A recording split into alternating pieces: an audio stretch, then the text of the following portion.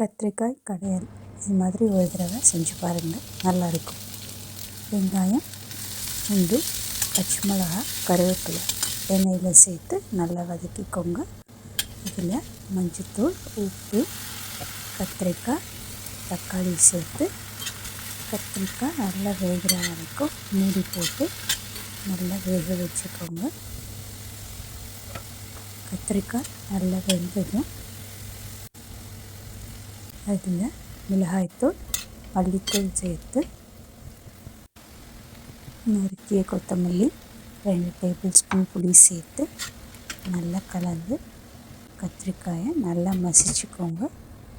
கத்திரிக்காய், வெங்காயம், தக்காளி எல்லாம் நல்லா மசிஞ்சதும் தேவையான உப்பு சேர்த்து ஒரு தாளிப்பு கொடுத்தா அருமையான கத்திரிக்காய் கடையல் ரெடி.